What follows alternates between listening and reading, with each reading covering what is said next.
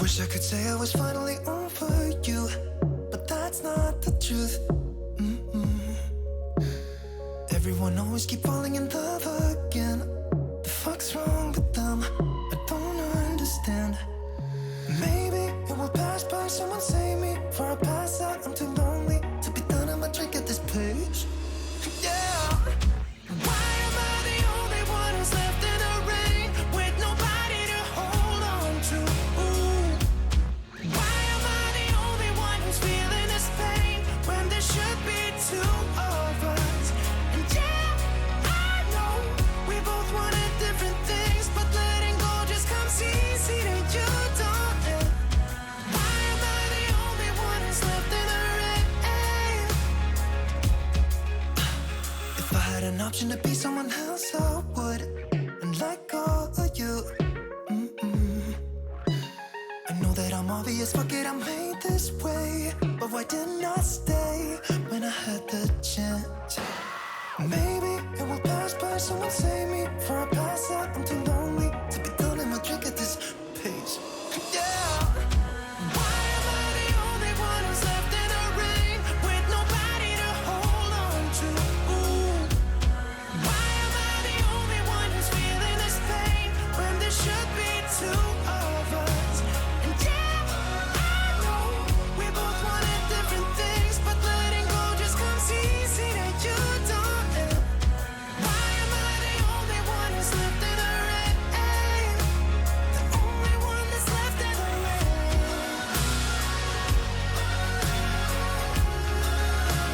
The only one that's left in the rain.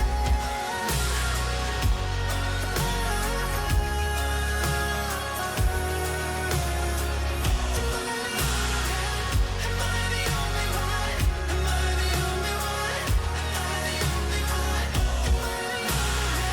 Am I the only one?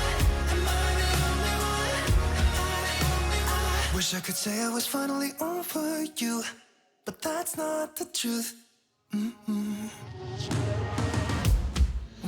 am I the only one who's left in the rain with nobody to hold on to? Ooh. Why am I the only one who's feeling this pain when there should be two of us? And yeah, I know we both wanted different things, but letting go just comes easy to you, don't it? Why am I the only one who's left in the rain?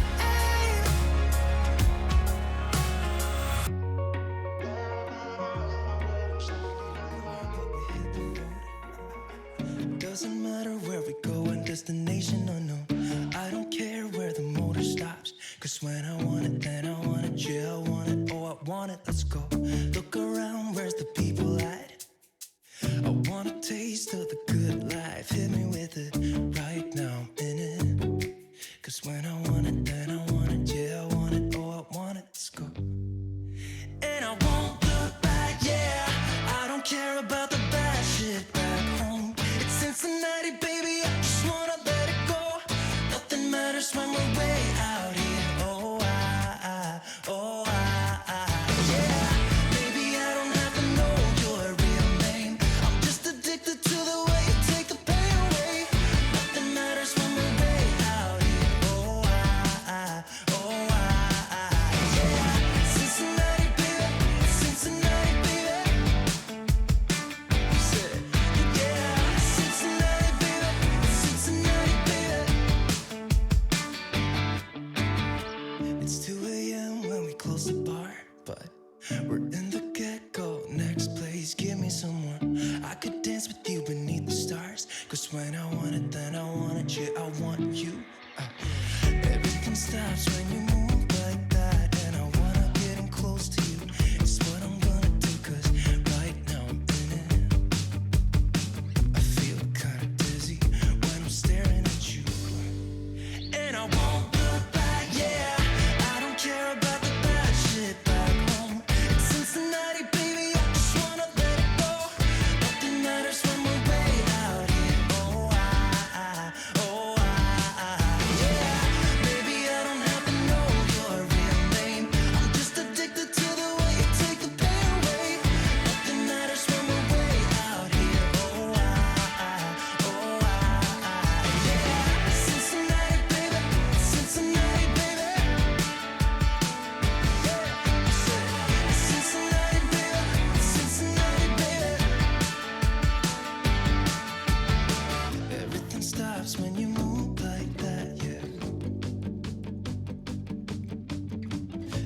Everything stops when you move like that, yeah.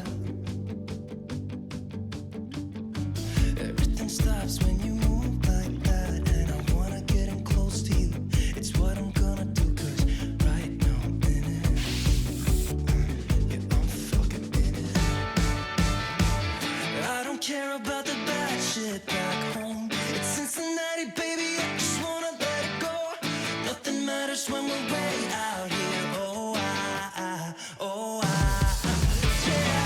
Maybe I don't have to know your real name. I'm just addicted to the way you take the pain away. Nothing matters when we're way out here. Yeah. Cincinnati, baby, Cincinnati, baby. I said, it's Cincinnati, baby, it's Cincinnati, baby.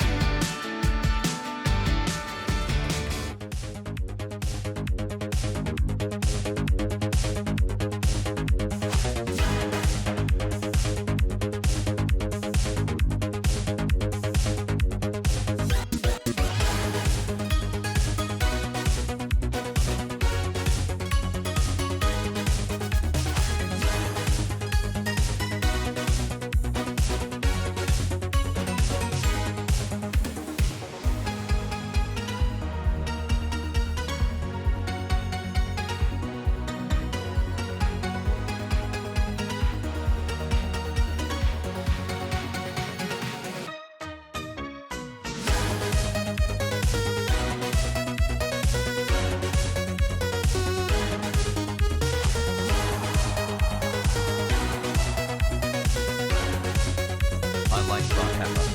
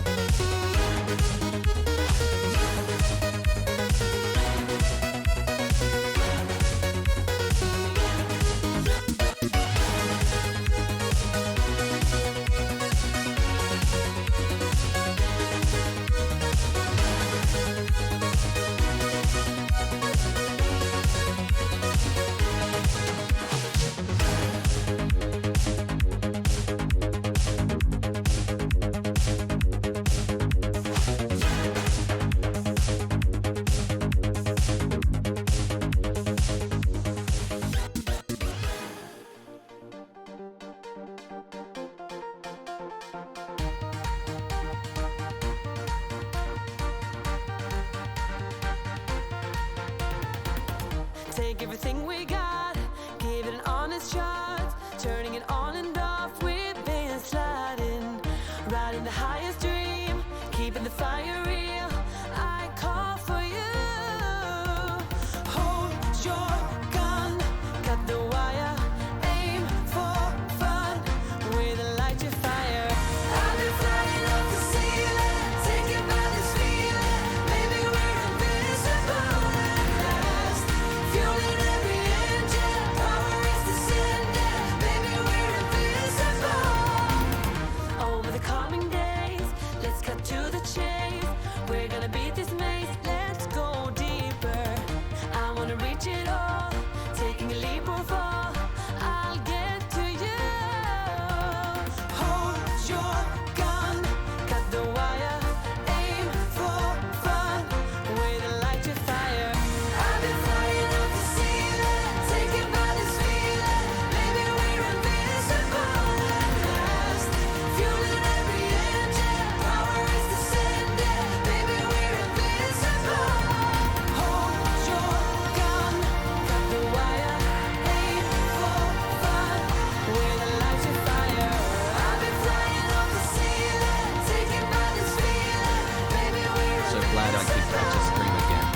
not the great content matter.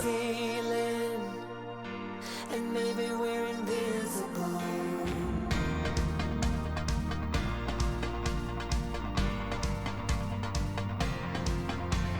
Hold your gun, cut the wire, aim for desire. Hold your gun, cut the wire, aim for desire. Hold your gun, cut the wire, aim for desire. Hold your gun, cut the wire, aim for desire.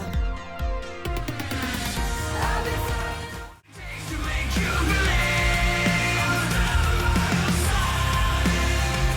With my heart like the ground, we do what we want, but we're not free. With our hearts on hyperdrive.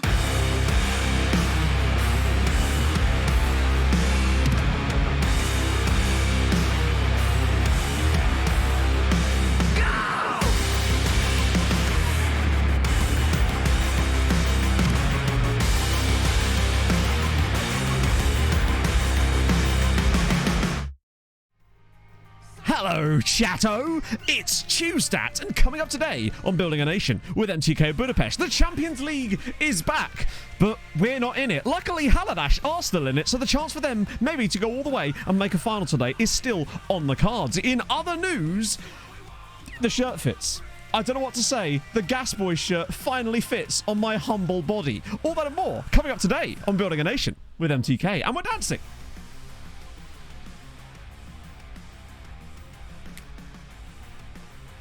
Breaking it down. That's right. Shouldn't do that. That really hurts my shoulder. Oh. Can you say gopping? Oh, I can. Oh, it gets worse. Look at that, Bowie.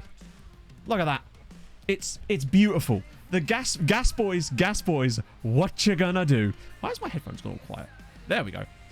Ah, back. It's still appalling. Basically, still appalling. Oh, my days.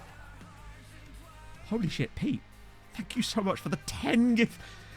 We've only just got started. Bugger me. Thank you, Pete. That somewhat softens the blow of us going out on the Champions League last Sunday. A long time Minusi year. Minusia. Flowfeast, thank you so much for the 14 months. And also, there was another sub before that, my bad. Malignus were taken, thank you very much for the 11 months. And AC3, thank you very much for the 5 months on top of that. Bugger me. Holy shit. I'll catch you guys up with what happened on Sunday, because there's things. Basically, get your tissues ready. I mean, I don't know. Are we going to do some really good shit today? Because I hope so.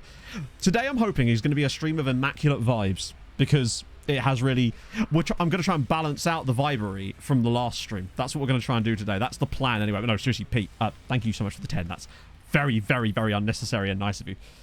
Oh, the back's still not great. It's like there's a lot of crunching in the shoulder. It's like I have lactic acid building up in my muscle on my left shoulder. I don't know what it is. I'm going to book an appointment with a doctor probably.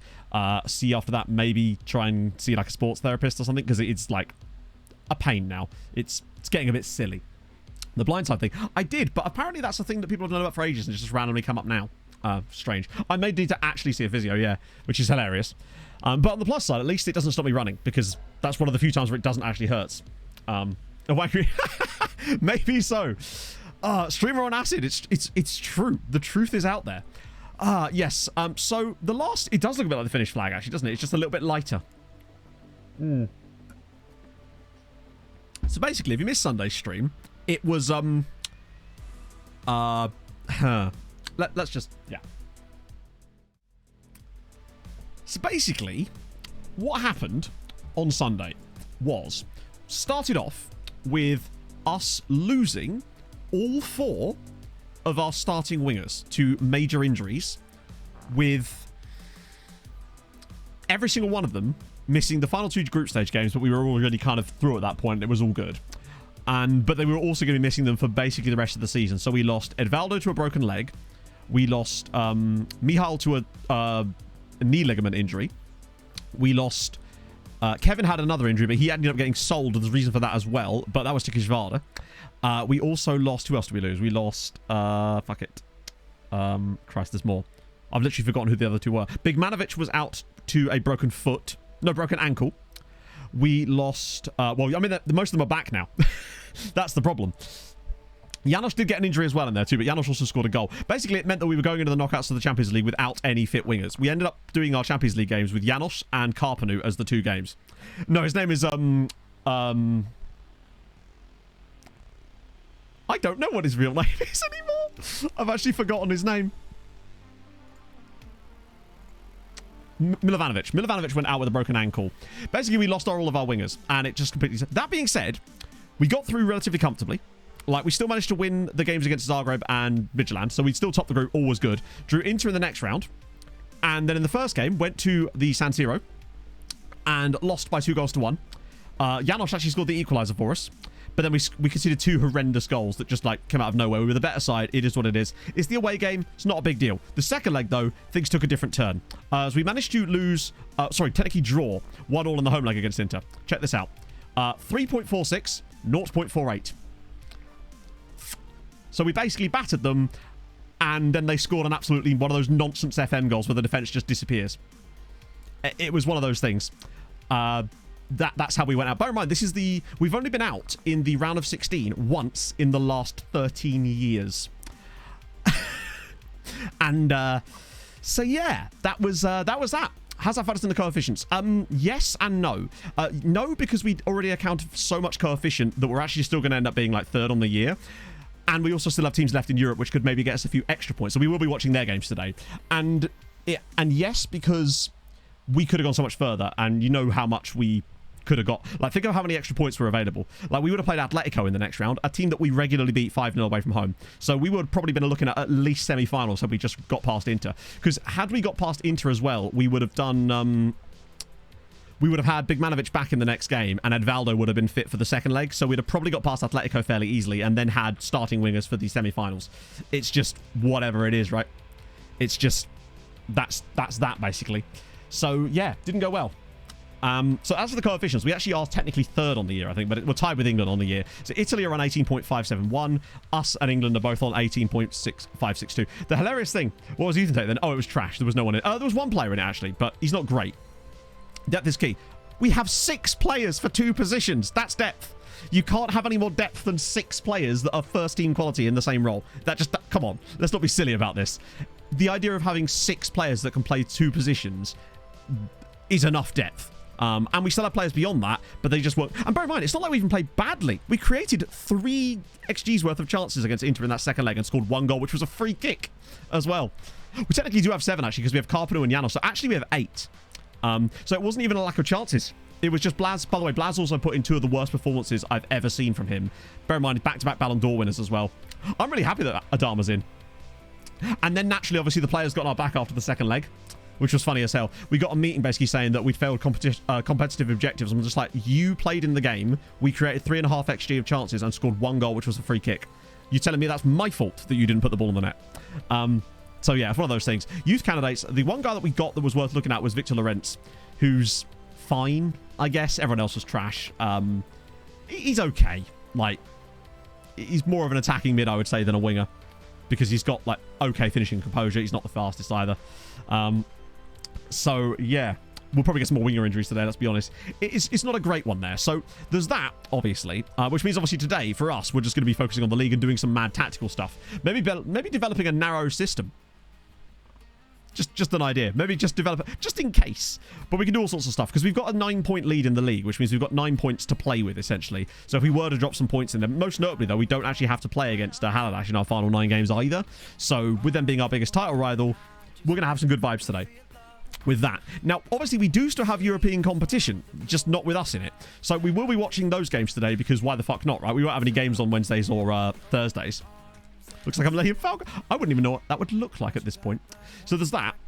In addition, we do still have... Oh, it wasn't even just those competitions. Bear in mind, we got 8 teams through to the knockouts.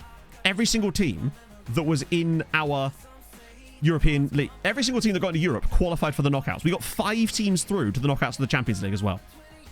But unfortunately, even though they got slightly okay draws, Kishvarda still went out to the 23rd best team in Europe, which we predicted completely. I actually took a screenshot, because at one point during the last match day, we actually had all 5 teams in the top 8. That's how good. Giamot won away at Old Trafford and beat Spurs at home. Let me show you how that ended here. Let me show you how the league phase ended. Haladash came 3rd, Ziyech came 9th, Kijvara 12th, and Debrecen 14th. All 5 Hungarian sides were top half. And at one point on the last match day, we had all 5 of them in the top 8, which would have been absolutely unbelievable. It was going to at one point, I think, be 3 English sides, 5 Hungarians, and then like a Spanish and a German team. That was it. Or was it Porto? It might have been Porto, actually. So it was just, yeah, absolutely outrageous. I don't know when it was. Hang on, let me check the screenshot. I think it was either during game day 7 or 8. I can't remember which one it was. I'll put it in the recap folder for obvious reasons, because that's definitely going in the recap. It was... Oh, I don't have the thing, but hang on, I'll show you it. I'll show you the screenshot of what the league table actually looked like at one point. Because it was mad. It must have been during the last day, actually. Yeah, we do still have Europa League.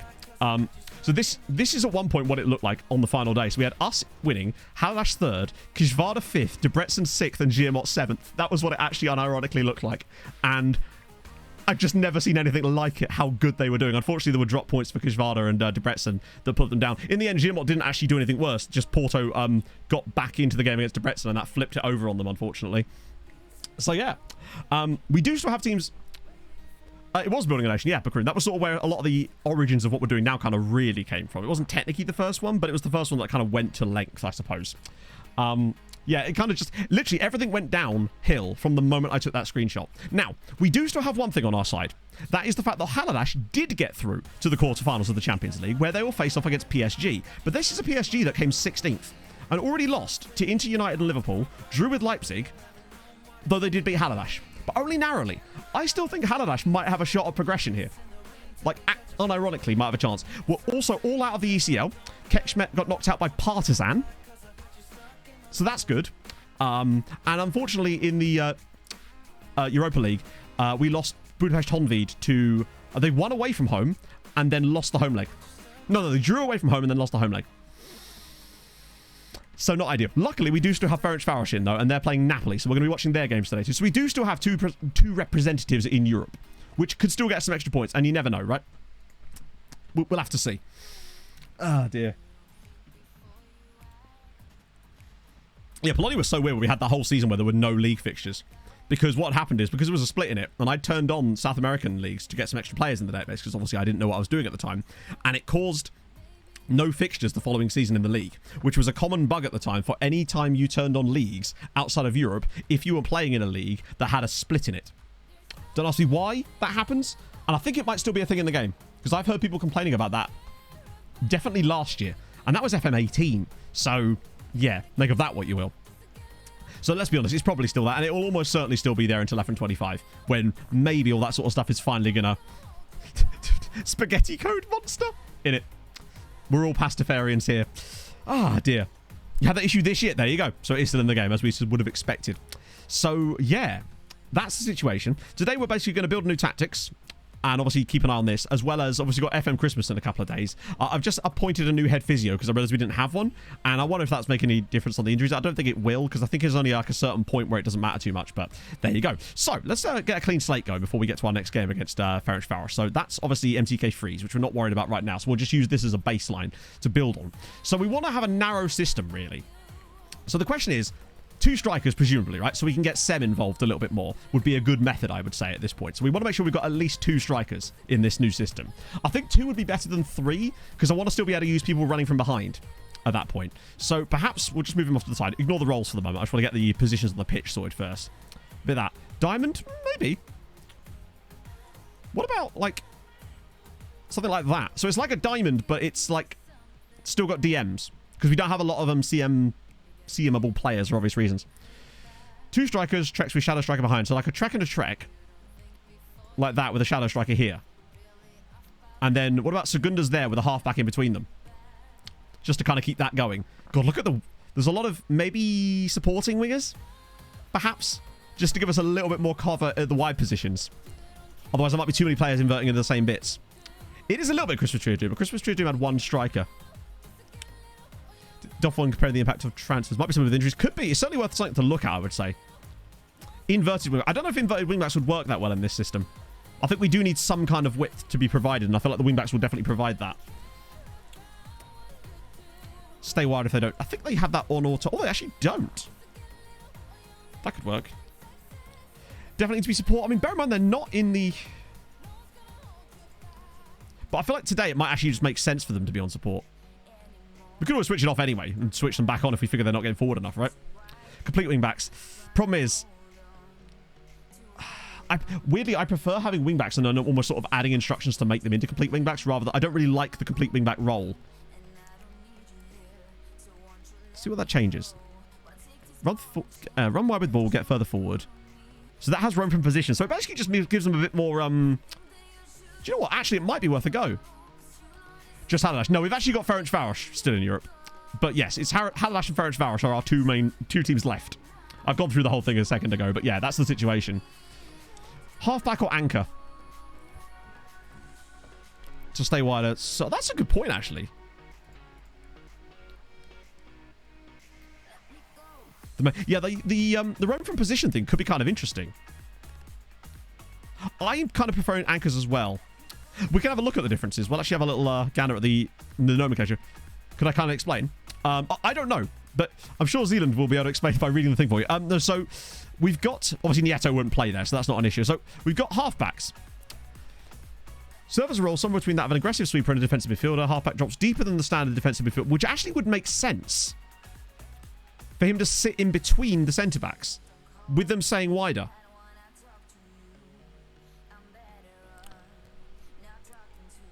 Water carriers. Sit the hole between defensive midfield, intercepting moves, winning the ball and laying off passes. I quite like... I think a halfback might actually be what we want with this. Because if we're going to have the BPDs sitting slightly wider, it would allow the halfback to drop in between them and almost make a back five at times. And also he would cover for the segundas. Now, I'm just looking at this. So we want to play out from the back. I want high tempo with a slightly shorter passing style. Well, I want to work with what we've got right now because I want to stay with this setup and then kind of work with it. Dribble less, we want lots of passing because I still like that as a function. I think work ball into the box might work with this one. I don't really want anything down the wings or anything like that. I don't want to focus play through the middle though because I just find I don't like that as an instruction. Distribute to centre-backs. We've got centre-backs. Distribute quickly. Counter press is fine. Yeah, this is what we do when we're out of Europe. Distribution, get stuck in, step up more. Now then. Cross engagement. Look for underlaps. No, God no. Because we won't really have anyone doing any underlaps. I don't really like looking for anything on those, genuinely. One on the tap. But, like, to what end?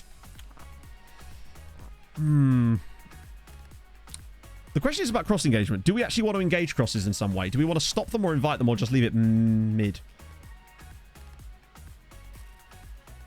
If we're sitting wider, we could actually try to stop the crosses. Hello, Pog.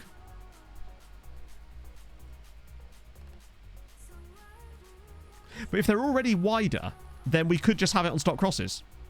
Invite crosses. Because if you're playing like a back three or something, and you've got loads of tall centre-backs, then it makes more sense to stop the crosses. Sorry, it makes more sense to invite the crosses so you can win the headers, rather than getting dragged out wide. That's the idea of it, anyway. Press continue feel back. Oh, interesting. More balance. Yeah, fuck it. Which one then? Because the problem we've got is that because it's a completely symmetrical system, this creates an imbalance if we move one of them to support. And maybe if we had one on support, we could potentially move one of the complete wingbacks to attack to sort of balance out that asymmetry slightly.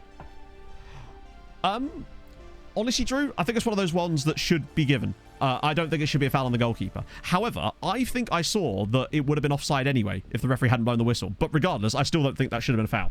I also think we should have had a penalty. It's one of those things where I can be objective about it because I don't think it was a foul. Like, what's Tarkowski supposed to do there? Double inverted wingback. No, because I have never experienced, like... I like what we've got here and we can tweak it, but I want to sort of stick with this kind of vibe. It always feels like in my head he's... I like this starting setup. I also feel like with Cooper... Hang on. What's Cooper's attributes like for being a bit more aggressive? Rushing out tendency is low. Oh, no. He has high rushing out tendency. It makes me think that actually... Actually, no. That low eccentricity. No. Yeah, because he has that low eccentricity and low first touch. And I kind of want to make sure that we don't play him into trouble, basically. With that one eccentricity, I'm concerning. Oh, absolutely, Aiden. Yeah. Yeah, I think they do get protected too much, basically. It's very strange.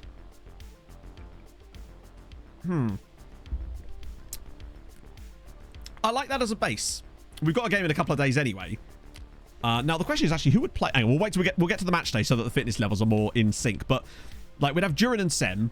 We'll have probably Nieto in there, and then so that would most likely be Velasquez and Yamin, and then one other. But we do have others now, so that wouldn't be a problem particularly. Let's get to the next game.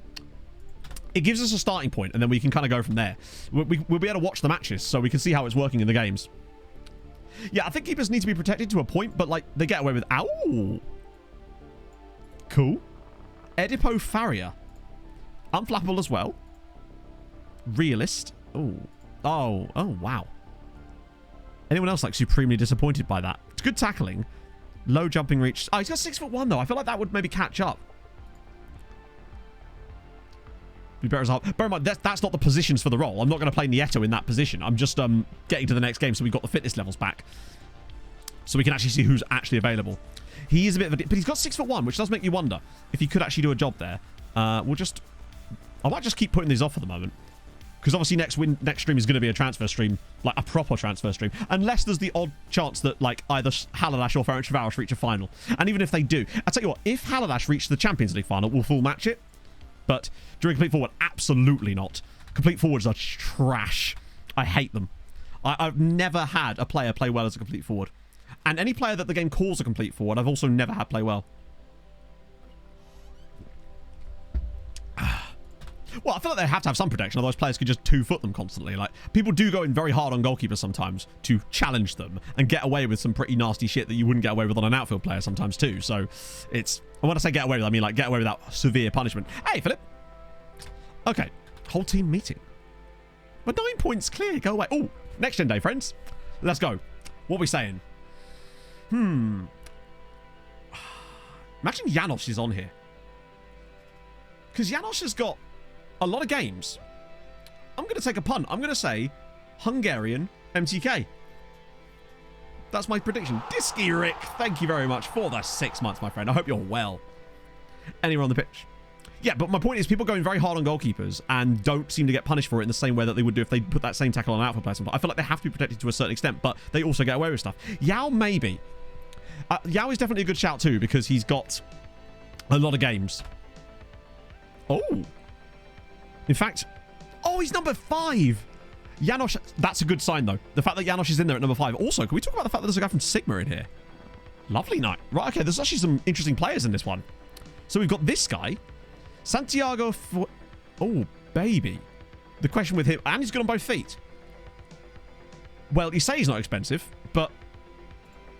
I think he's going to be at least 20 mil.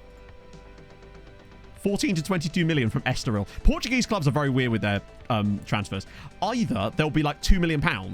or they'll be 50. It's really odd. That's still a lot of cash.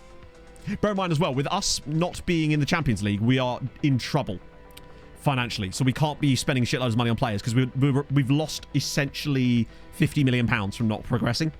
We have 130 million in the bank, and our transfer budget is higher than our bank balance right now. Without any repercussions. Yes, you could. I agree. I'm not sure what your point is. Of course, I agree with that. I was saying that sometimes they should also be protected because they're playing a vulnerable role where they're often sliding in on the ground with their bodies like that, going in against people's feet. Therefore, there should be an element of protection for that. Doesn't mean they can then do... Anyway, we're not going to get into this whataboutery nonsense again. One thing being bad doesn't make another thing not bad. Anyway, let's go. Katinic... I swear we looked at Katinic before. Who's he wanted by? Inter. I almost want to sign him just so Inter don't get him at this point. Inter have made the list, by the way. In my head, they are very much on the list. So we've got Odin Maquette, or Mackay, who's a very expensive Belgian. Don't mind a bit of that. What about this guy here? Ukrainian at Sigma.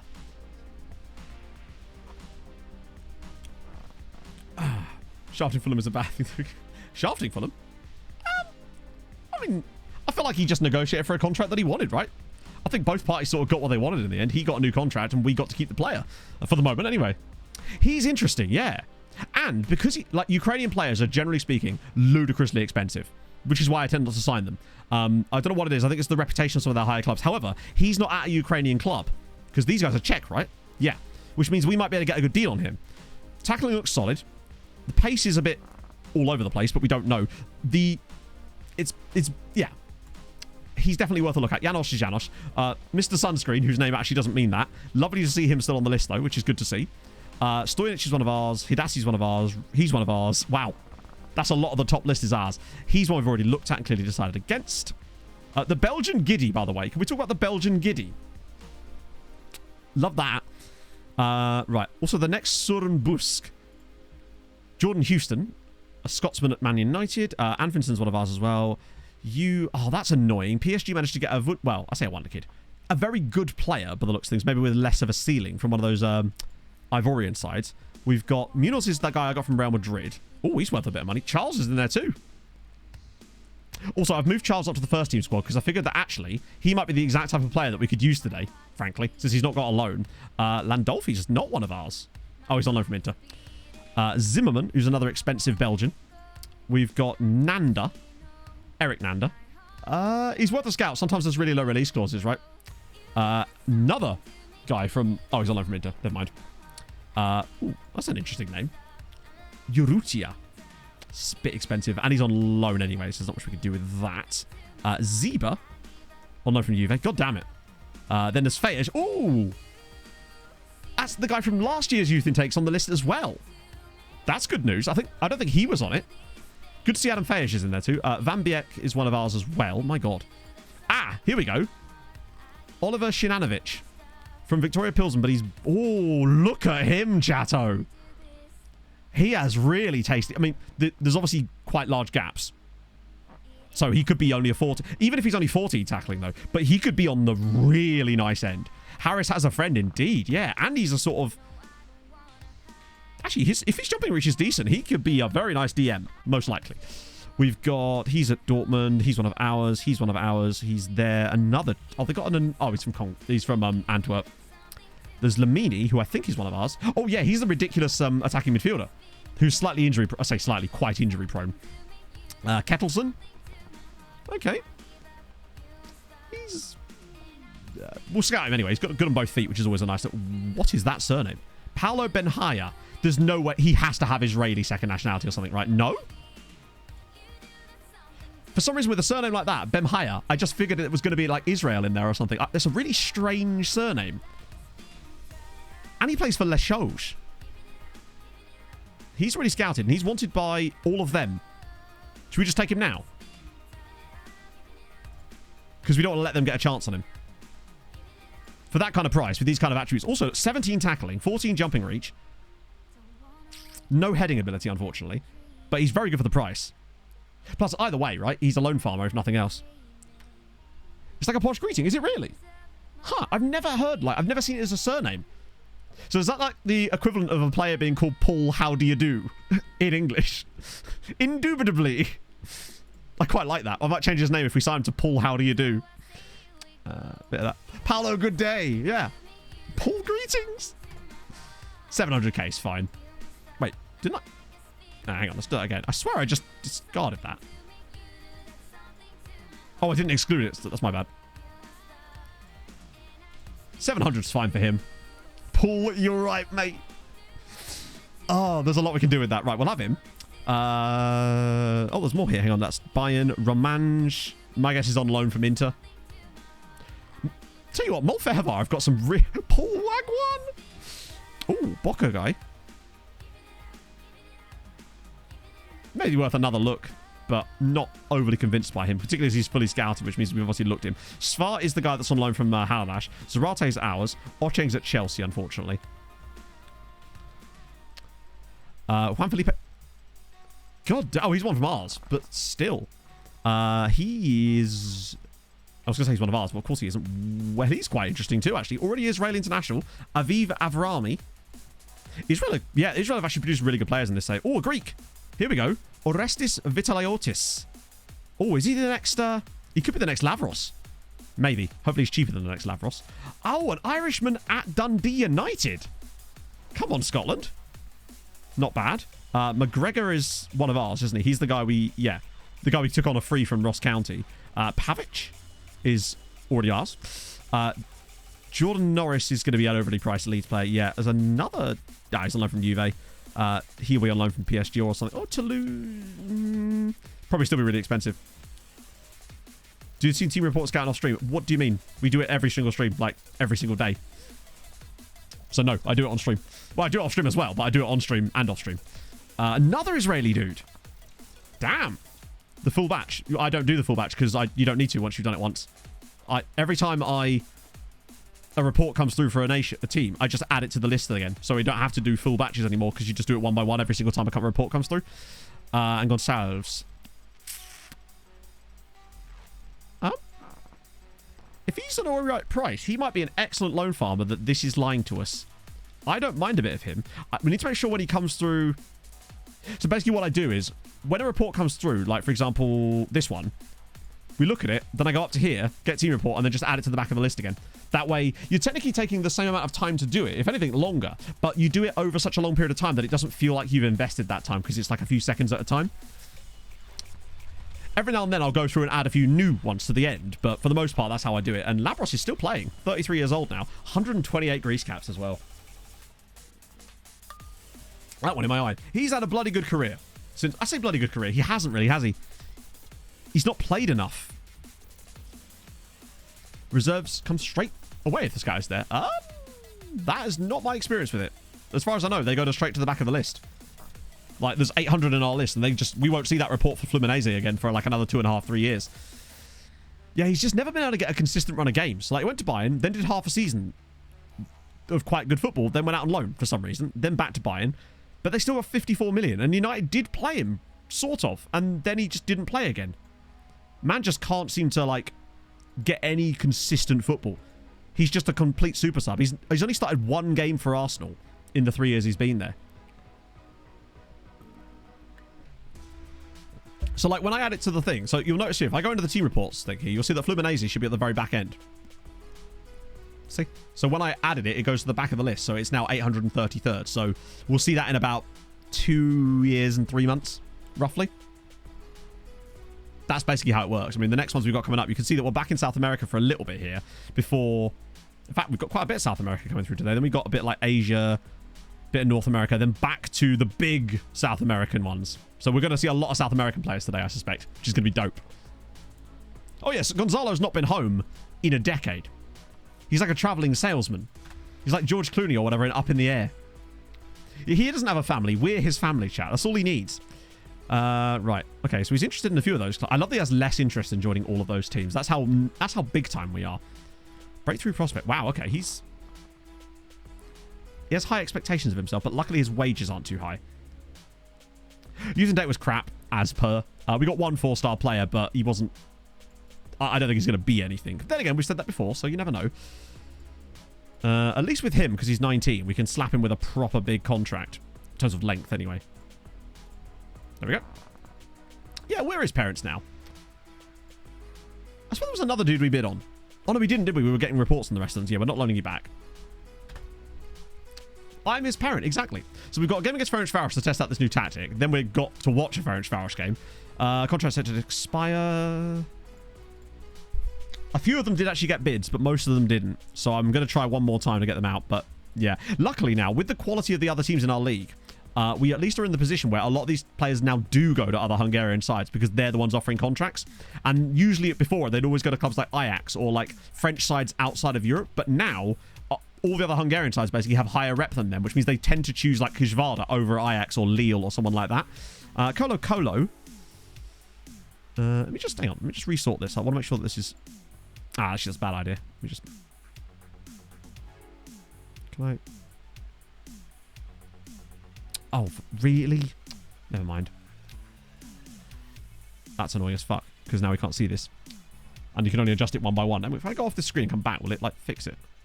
No. Oh, no, it doesn't. Right, damn it. That's annoying. I was hoping we might be able to see a bit more of the information about the players on the screen, but I don't want to remove columns. If I could avoid... Actually, you don't care about the Division 1 on here for the moment. Just gives us a bit more space. And on the club view, we don't need to know what club they're at either, do we? It only matters when we're doing the national team scouting to know what club they're actually playing for. Hopefully that doesn't affect the... I think the problem is that does affect the national team scouting too, doesn't it? Fuck. I wish those were different views. I wish Chile didn't count as a... Yeah, I'll add it back in when we're doing that. It's a bit annoying though, because I wish that clubs and countries had different views for them, so that like they didn't use the exact same setup. Yeah, I could just use the other one. I'll just export this. I'll call it squad view. Imagine. And let me just actually set this to... And then I now have to re-import national team scouting. Give me a minute. I think it's that one. Yeah. That doesn't have the division on it, but I don't know why that was listed anyway. I think that was just so I could try to find youth teams. But now I can then put in... Oh, I have to now import that one too, don't I? God damn, right. Squad view. That's the one. Now I can go between them. Oh, dear. But the thing I find funny about that is the fact that, as you know, you have to use a... So, for example, you know when you're losing on the scouting page, on this page here, if you then make a view for this page, like this, and then go over to your shortlist, it doesn't work on the shortlist page. You have to make the same brand new view on the shortlist page, even though it uses the same fucking information.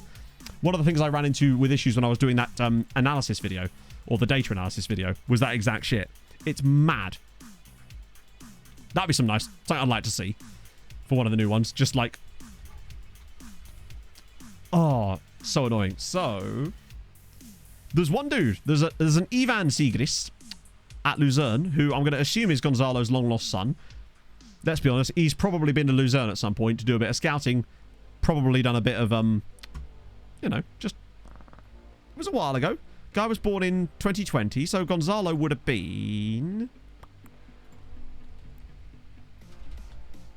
Doing the important questions here, chat. Someone's been naughty in Switzerland, exactly. So in 2020, Gonzalo would have... hang on, when is his birthday? Wait, can we not see that information about them? So yeah, he would have been 35, yeah. So, prime. He was absolutely in his prime.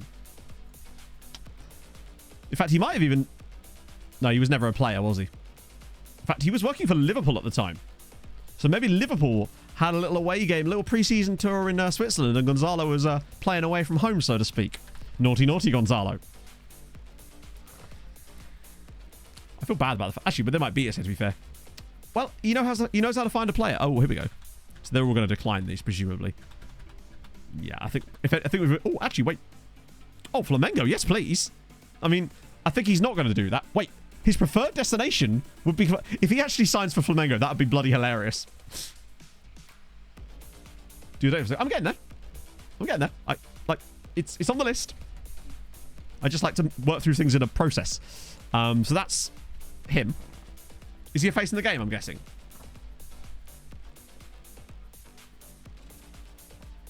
This is true. Actually, one of those scouts off. Yeah, so Gonzalo, I think we actually picked him up when Liverpool did that. When Liverpool decided to sack their entire backroom staff. That's a good point. Really, I shouldn't have to ask, is he a face in the game? The assumption is, if anything, I should have to ask, is he not a face in the game? Season is Feb to October. So basically, the way to work it out, AMC, is to find the date when the loans end. Because the dates when the loan ends will be visible to you, right? And the way I've worked it out is say it's the 30th of June, then it's the 2nd of June is the date. So say the loans finish on... Not that I'm saying they would finish on the 30th of October, because that's your season. That might not be when the loans finish. But it would probably be the 2nd of October then. So yeah, 28 days prior seems to be. And I know that it's worked with someone who did one where it was in November, which I believe was Finland. 4 weeks, yeah. That seems to be the trick for whatever reason. I have no idea why, but that's what seems to do it. Now, I don't know if it works in every single league like that, but it did work when someone tried it with Finland. I'm going to guess that yours is a bit better than... Oh my god, he's like Blaz. Except, no, he's not. He's way better. I love that he's still only worth £108 million, despite being clearly the best striker in the world at that point. That was you, OG. Nice. Why am I on that page? I must have pressed the wrong button. Didn't work in Sweden. That is fascinating. There's obviously some other things that cause it, because it clearly is a little bit of a bug. Oh, it's his release clause. Oh, that, of course, yeah, because Spain. Damn. He needs a new contract. Because that is definitely poachable. Yeah, I don't know about FM22. I've never tried it in FM22. It's something we accidentally discovered this year when I was randomly Basically, the date for the renewals were coming up, and I realized that I couldn't renew any of them, and I was like, why? And then I noticed that they all had 2-year extensions, and we were like, what? So we went back in the VODs and saw what we did, and eventually found out we did it on the 2nd of June, because then we tried it on like the 1st of June, and it didn't work, and we tried it on the 3rd of June, and it didn't work. And yeah. And if you do it in like later on the 2nd of June as well, it won't display it, but it does still work. So it will say 1 season, but it will still give you 2. It's very strange. FM is not a particularly well-functioning game in that place. Okay. Right, first test with the new tactic. So, wait, is Sem injured as well? No, Sem still starts. Big Manovic is only just back for interest. So Yamin, Velasquez, but I want Teixeira. The problem is Velasquez is actually a ridiculously good, like, forward player as well. He has 16 passing. The question is who plays next to Teixeira. I don't fancy playing Teixeira as a Segunda. Koulibaly, maybe? Because Koulibaly is more of an attacking midfielder, but as a Segunda Volante, other than his tackling, but like who cares about that, right? I think he could actually be quite interesting in that role. Oh, is he back to 5 stars? Obviously, I'll put Teixeira back in the team. Montiel Patrice, Romero at left back. I think that would be a nice little test. We've got to be careful with the wingers in case they start complaining about lack of football and whatnot, but we're not here to defend. This is true, but we still want to have it be like a decent tactic because you never know. We might stumble on the next big thing or something. I don't know. Right. Let's see. Oh, Christ, they've got Joaquin Silva up front. I forgot about that. And Callum McCabe, who is joining them permanently. God, they've got a lot of players on loan from us, including Rafa, who he must be one of the longest serving loanees now. 13 years Rafa has been out on loan at Ferencváros. And they've got 138 Paraguay caps, which I think is more than Montiel. I mean, they've been national team teammates this entire time. Do you reckon they have a little, like, Paraguayan meetups in Hungary? So technically they are playing for the same club. He's just a really solid keeper. And he's conceded less goals than he's made appearances, which is always a good sign for a keeper. But at 36 now, I suspect he will, yeah.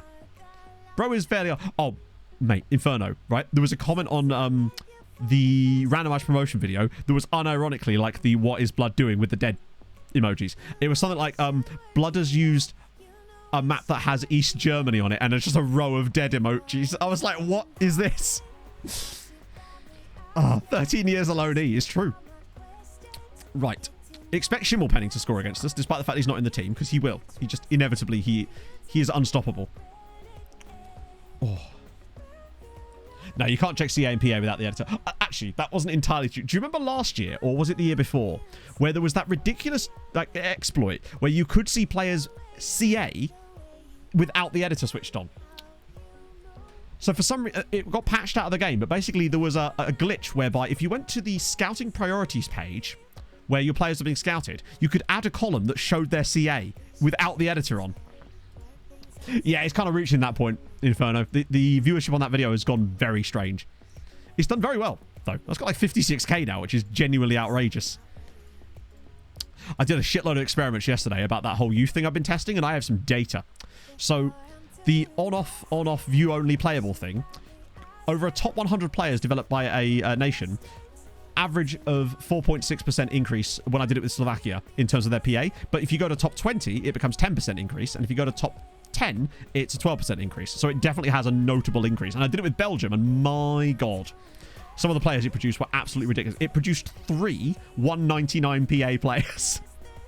It's absolutely broken. Right, let's see. Watch there be like no highlights, and this tactic is just like the most defensively stable thing in the world. Well, the possession is definitely high. 3. In like the first 3 seasons, it was 3 199 guys, and like a couple of 195s and a 190 as well. It is ridiculous. Wow, this is really something. Hey, a highlight. It's taken 23 minutes, but we have got a highlight. Now, it could be us conceding, of course. Let's see what we're like on the ball. I want to see how we play this out. So, yeah, Montiel's on the ball there. He's got players in the middle to support him. Koulibaly,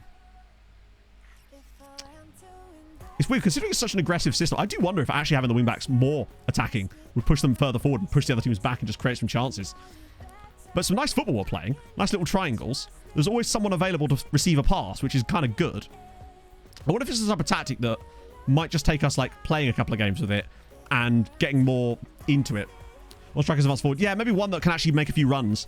One to be more creative. We'll maybe switch that at half-time. Give it like 45 minutes before I check. Oh, there we go. Van Damme's in. Nice finish. I think he might be offside. No, he's not. He's on. Okay, that was better. But I do wonder if maybe having one of them as an advanced forward, like you say, would encourage a few more runs like that. Because I feel like Treks don't make as many runs. That was nice, though. That was good. Like, Romero got high up the pitch. Yamin looked for the pass. We did have 3 runners against their backline, which is kind of what I want. Essentially, they play like a 3 in possession. But out of possession, the Shadow Striker can sit deeper. Was that offside? Okay, that was something. It was a chance. That is onside. Basically, when it goes to like VAR like that, if you click the thing at the top and bring this up, the notable event will show an assist. If there's an assist listed, obviously if there is an assist, then you know that it's given. If there's nothing there, or obviously if there was no assist for the goal, then you can't tell. But if you could tell that there's going to be an assist for the goal, if it's given, and you see it in grey, then you know that it's going to be given, basically. Tiger Fella, thank you for the follow. Well, there's a lot of possession. It's a very possession-heavy tactic, but it's not super creative yet. That is a first half. The first half has happened and we were present for it. This might be one of those creates good chances instead of half chances. True, but we haven't created many good chances either. I wonder if... Oh, hang on. We didn't put one of them on support. I wonder if we do the Segunda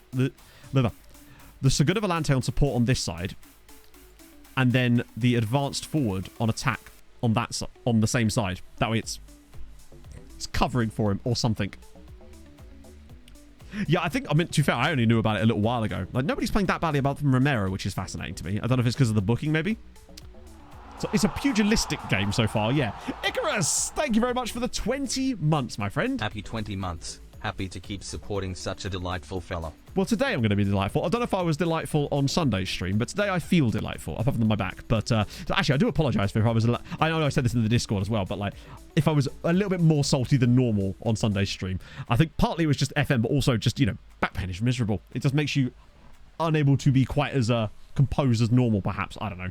Regardless, that was infuriating. But it's fine, because today we're concentrating on fun stuff. So far, yeah, we'll try that in the second half with no other changes, just so that we've one change at a time, right? What's the injury for Timber? Because I did see that I saw a thing about him getting injured, which would say ACL. Oh, Jesus. That is not what you want. What we want, though, is the fact that Hadash are beating Jury, which is good. I love that Radovanovic takes their penalties. A meniscus and an ACL. Oh, my days. That's less than ideal. I know, Stewie.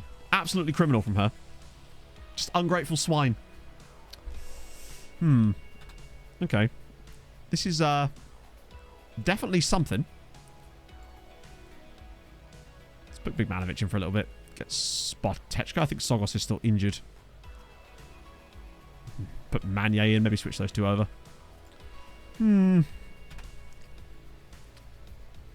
Oh, so he played on with it. My God, that's less than ideal. Yeah, it looks like it's a pretty defensively stable setup right now. It's his vocal power. I don't know about that. Putting on Xmas Day, putting a tray of Yorkshire pudding in the oven. Jesus Christ, that's horrendous. How did what was the exact injury? And how did you was it just a question of rest? Oh no, please no. Not like this. Good save. That's better. Yeah, I think it's gonna need a few tweaks. I think we're going to need a few little tweaks for this one. Like, it looks really strong defensively, which is fine, but I feel like we're not being creative enough with it so far. We're just missing that real spark and vigor going forward. Like, we're definitely the better team, and we were able to completely not embarrass. Like, we should be really trying to create, like, at least 2 or 3 XG in a game like this. And it's dominant, but it's not great. But it's data. I think the defensive side of thing I'm actually quite happy with. I think we should need to make the attacking roles work a bit better. I think we need wingers for it. How about wingers instead of segundas? Move them out wide and just have one halfback in between. Really go width. Like, just full on width. Only wingers. That's the dream. I am kind of tempted actually to try that in the next game. Just try a system where we move both the segundas out wide to really just dominate going forward. Although, isn't that just kind of 5-star Trek essentially at that point? Oh God, that's another injury. Because at that point, it would just essentially... Because if I did that... At that point, it basically is just 5-star Trek at that point, isn't it? 4-2-4. So having like dropping out the AM. Problem is we have a lot of good AMs and it would be a bit of a waste to not have them.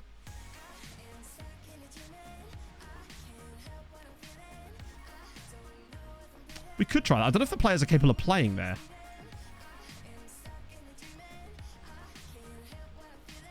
We could have them as inverted wingers out wide.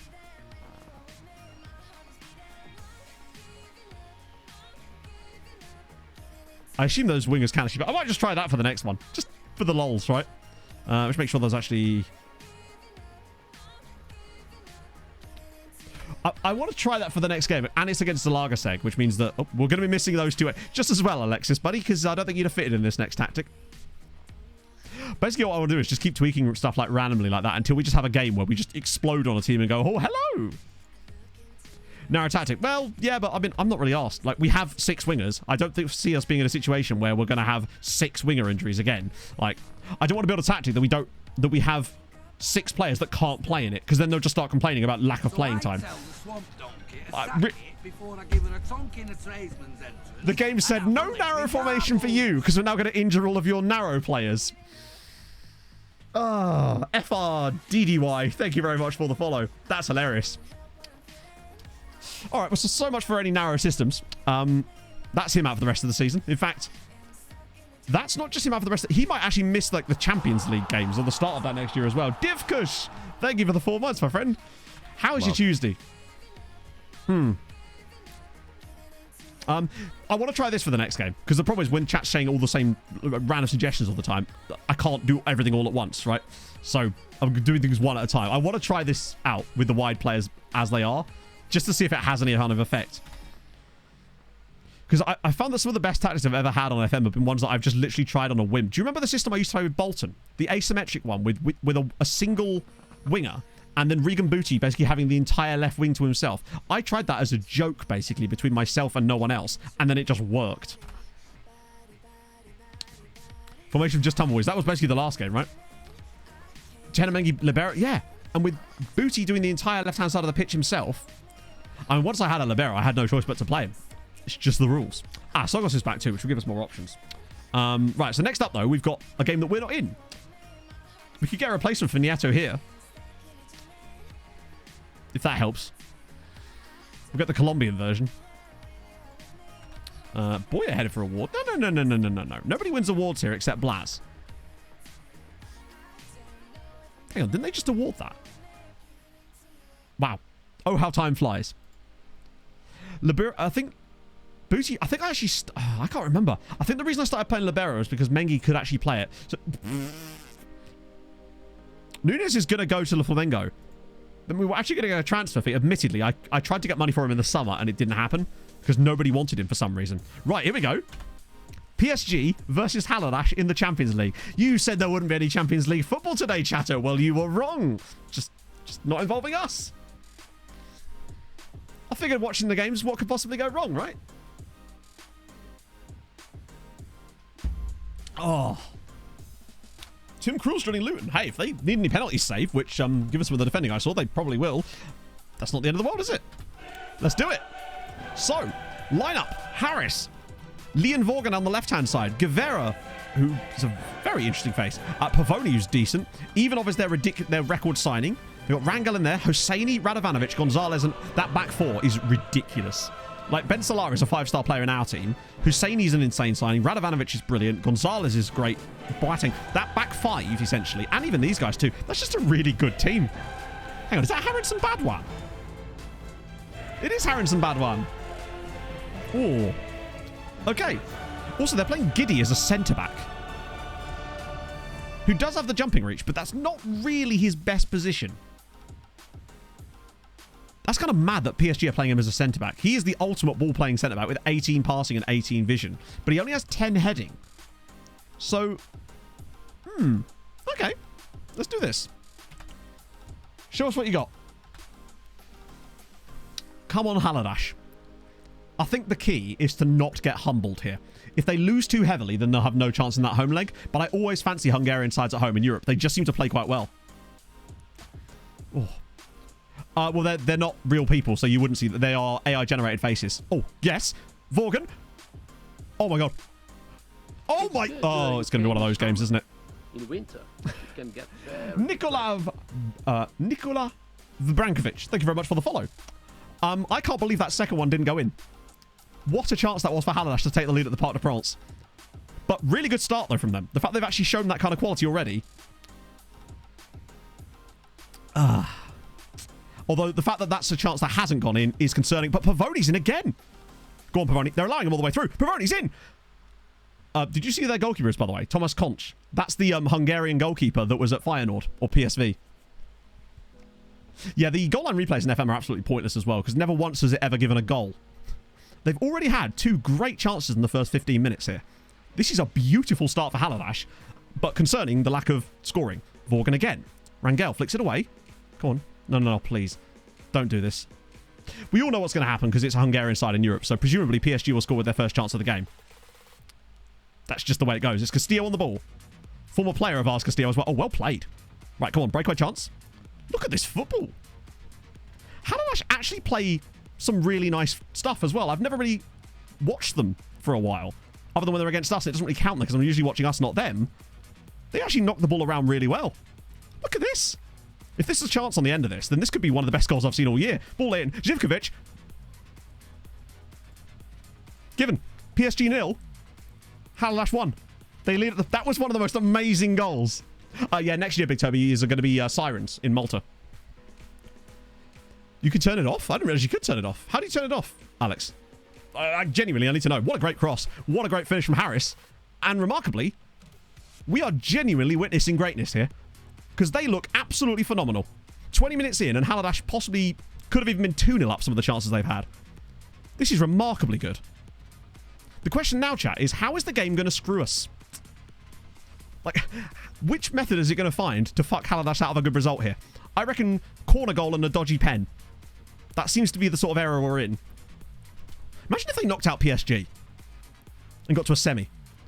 Oh, careful. Maybe a dodgy red card? Seconds a game. Oh, awesome. Remind me after the game, because I would like to turn that off. Oh, in match. Is it like replay events? Ah, yes, it is. Thank you. Good to know.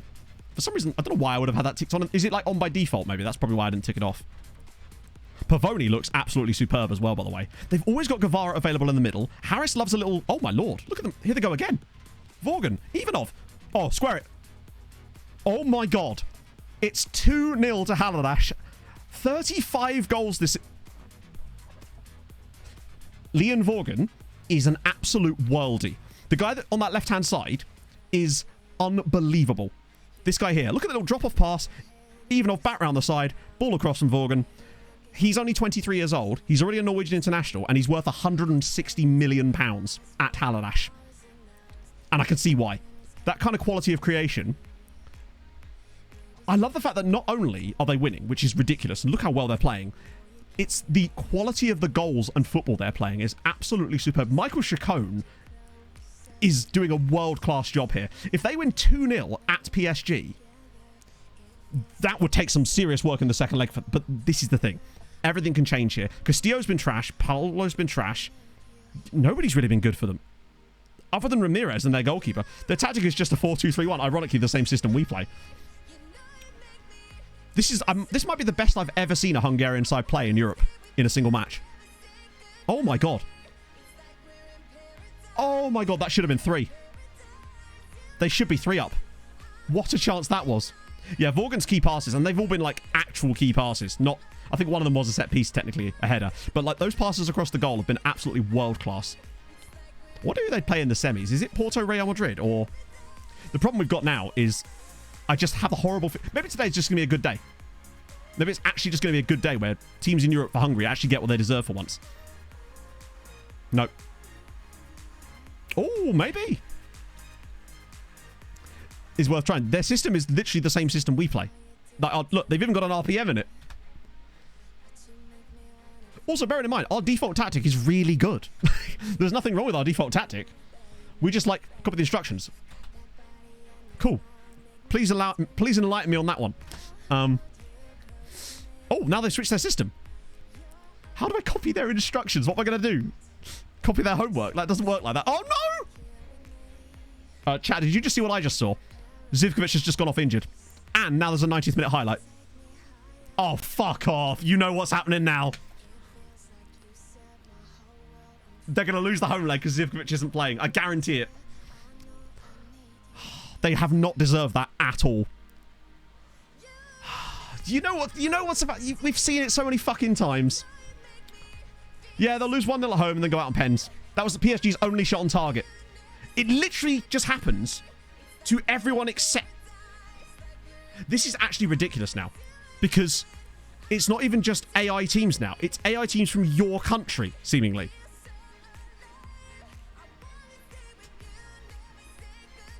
If this is just like watching one of our games, where our opponents score their only shot on target. How does this always happen? Anyway, moving on. There do have a guy called Sayed Anwar, who is, in fact, Egyptian. And decent.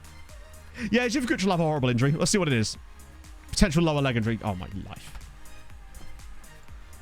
Porto got a 1-0 with Real Madrid. Actually, who would they play in the next one? Because I don't know if it is Porto. Oh, it is. It is. Right, let's see.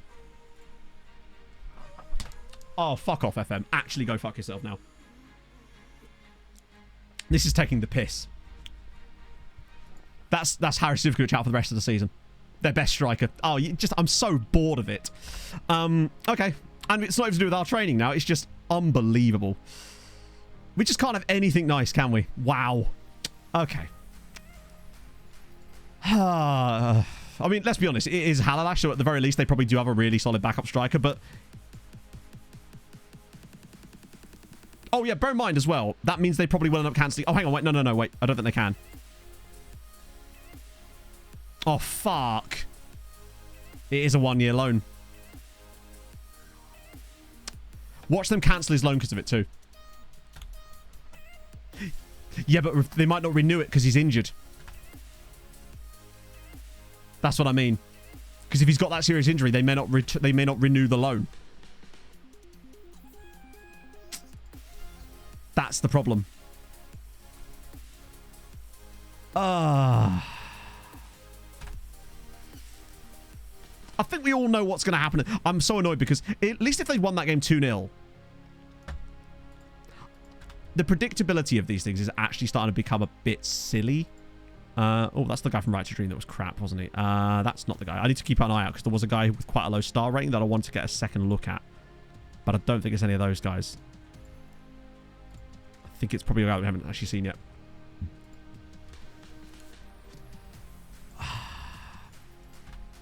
I think the worst thing is I just don't have any hopes for the fact that they're going to win the home leg now. Or even not lose the home leg. I'm predicting 2-0 to PSG. I'll be curious to see who starts up front for them. Is the one thing. But it's just stuff like that. And maybe we're just having the mother of all horrendous seasons with that kind of crap. But it does just seem like... That being said, they did manage to clap Milan. Okay. We'll refresh our brains now. It's fine because we've got Napoli versus Ferencvaros to make everything better. Now, bear in mind, Ferencvaros hit Napoli for 3-0 in the group stage. So, this should, in theory, be a winnable tie for them. But, of course, now that I've said that, tough times ahead. Now then, Brian Bizarma's up front for them. He's one of our former players.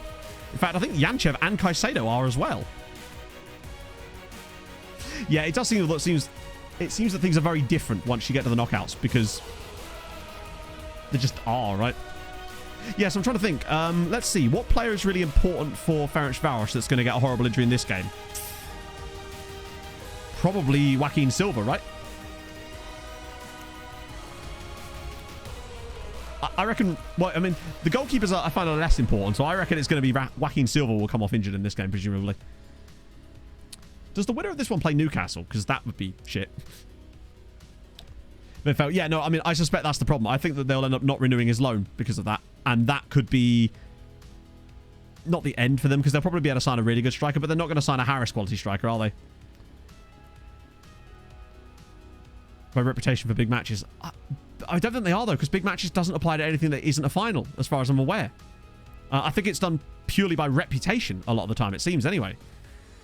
As far as, to my knowledge, the big matches thing only counts in actual finals. Koch actually plays for Uipesh now. Like, permanently. Oh, hang on, there's a ball. Measure head. Oh, it's wide. Megsy, thank you for the follow. Are my follow alerts not working, or am I just an idiot? Ferencváros starting really well. Derby not considered a match. Yeah, but Napoli versus Ferencváros is not a derby. So I believe derbies are the only other thing, and they rarely ever happen. Particularly for us, obviously, because the game doesn't give you any. I think our only derby is against Ferencváros. Maybe Újpest? But that would explain some of the weird results we've had against Ferencváros over the years. Off the bar now! Yeah. Ferencváros playing some good stuff, though. McCabe? Oh my god, what a save! Sintram, thank you for the follow. Yes, those dynamic rivalries. Since they introduced dynamic rivalries, I've seen a grand total of 1, and that was in a beta save I did with Liverpool. Like I said, AMC, the games that the game considers big match are, I believe, derbies and finals. That's it. So playoff finals, cup finals. As far as I know, no other game is considered a big match. So that's why I find that signing players with big matches doesn't really matter that much. So if they have, what I mean by that is that I won't specifically not sign a player because they don't like big matches. Is the way I tend to look at it. Canahan again. Is that a shot? Exodio, thank you very much for the 31 months. I hope you're well. A lot more important than big matches attribute. But big matches, as far as I'm aware, isn't a hidden attribute. I think that's a combination of things like pressure and stuff, is it not? I don't think big matches is like a numbered attribute. I might be wrong about that. Again, this is a really good performance from Ferencváros. But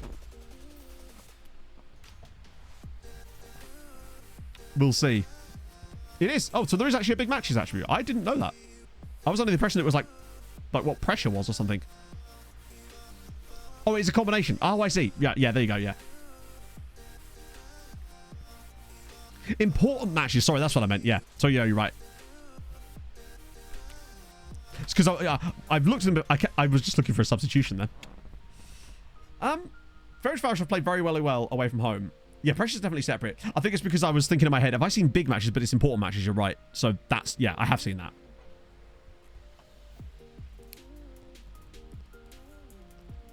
Which OP you have? That would be good. MTK is not doing well, Exodio, as by evidenced by the fact that we're watching a Ferencváros game in Europe at the moment. We got absolutely effed in the Champions League, so we're enjoying everybody else's success. We're living vicariously through the rest of the Hungarian teams. Oh, that's wide. Doesn't like big matches. Was there really? I know there was a few sort of PPMs. Oh, here we go. There's Napoli's first goal. Okay. Thrives in big matches, but poor pressure. Yeah, that'd be it then. It's obviously I think all of those pros and cons things do technically relate to an individual attribute, don't they? Same things for things like competitive streak means dirtiness and whatnot. Hey, Holbrook.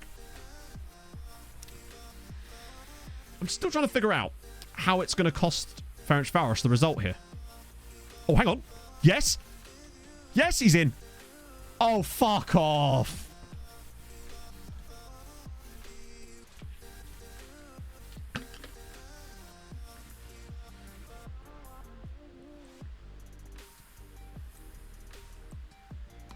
That's unbelievable.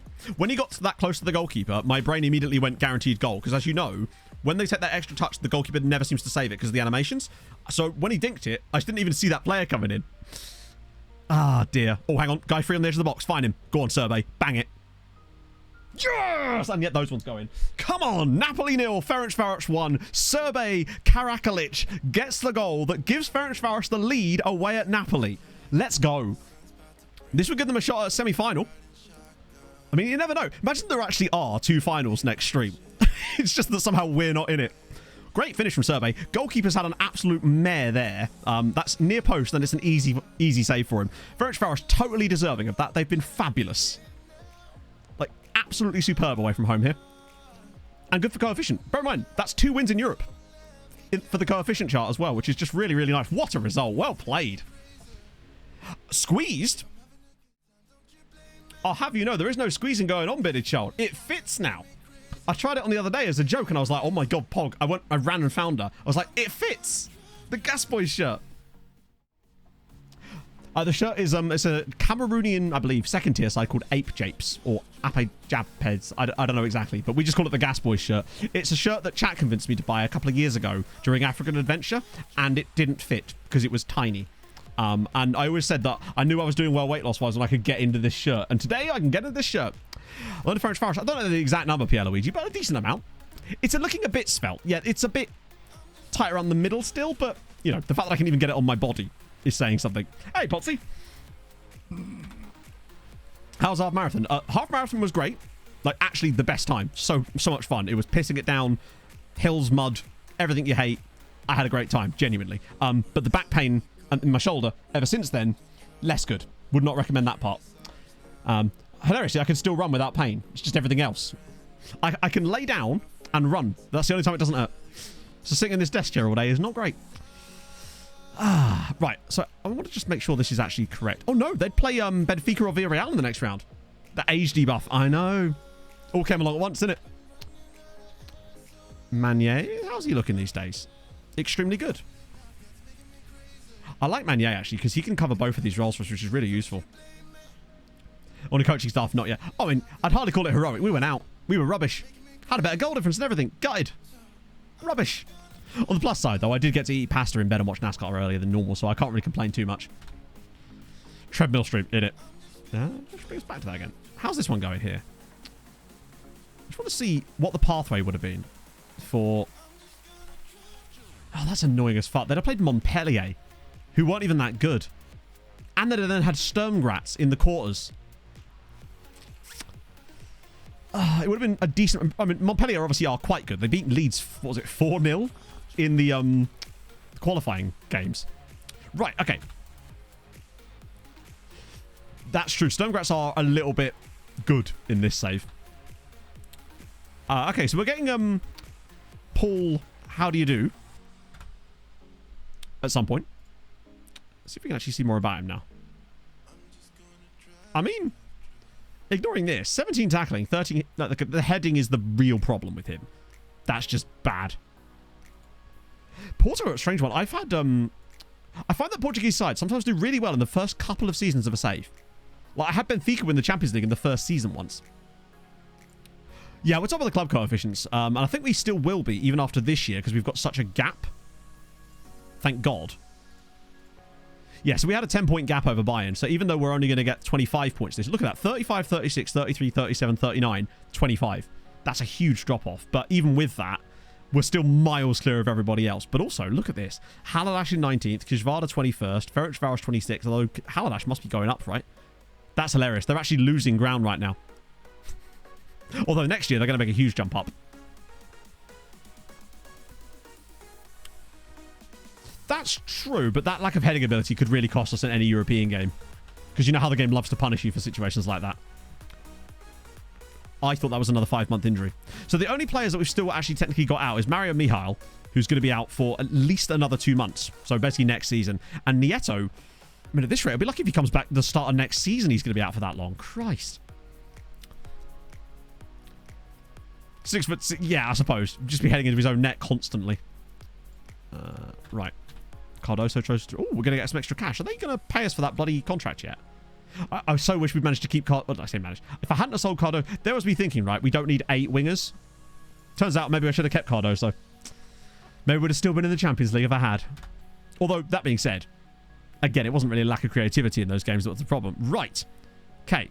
So I'm going to try inverted wingers on both sides. With the rest of the system being the same. Velasquez as the half back in the middle. Although, you know what? Fuck it. No. I want chaos. We're going Roman playmaker. We need someone to create some plays. And maybe... Fuck it. Double advance forward. I want runners. I want all the runners. I want you roaming, which you're both doing. Excellent. Except you're not doing that. Let's roam a little bit more. Both of you. Yeah. Have no defending in the middle now. Exactly. Exactly. Inverted wingback, maybe. I don't want inverted wingbacks and inverted wingers. I'm not crazy, man. Right, that'll do. Sogos. Dala at centre-back. Are we... Oh, yeah, they're all suspended, aren't they? Ah, fuck it, why not? We'll just make sure that the rest of this matches up with that, though. Might turn off work ball in the box, actually.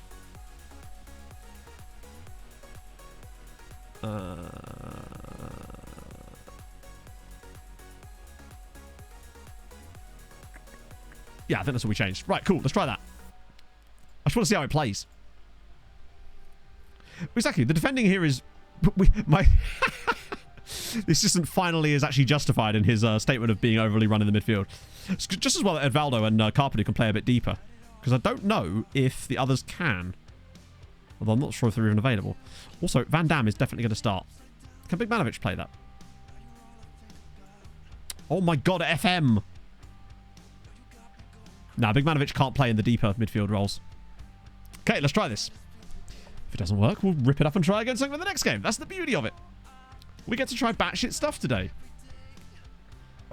Particularly because we've got a 9-point gap and we've already got through the first game. We've got plenty of points to play with. I was looking at the club vision earlier and I can see just how many of the objectives the only thing we've not yet failed this year is winning the title. We've failed every single other club objective, including having the best youth system in the country, which is just hilarious. I do love that Zalagasek have David Lamini from us, who is an all-around brilliant attacking midfielder, and they're playing him in the centre of midfield. It's one of the few times I actually wish I should have a word with their manager, but for now, we'll see. Right, here we go. Took us half an hour to have a highlight in the last game. Now we've got one after 2 minutes. I'm telling you, this is the attack we want. This is the approach for us. Velasquez spraying balls around for fun. Those guys inverting themselves, having a lovely old time. Plus, with the inverted wingbacks, they're actually going to sort of create like an extra line of midfield too. Which no doubt we're going to get played over the top of. Oh, there we go. 2 non-Treks. They basically just stand there and wish they were Treks. Essentially. And mostly try to bail out everybody else. Really. Okay, lost possession still. What a highlight. Alright. Raposo from the corner. Oh, no, Valdo scored. Not who I would have expected to be scoring from that, but there you go. 1-0, albeit a set-piece goal, so kind of irrelevant to us, but I think we're looking a little bit better.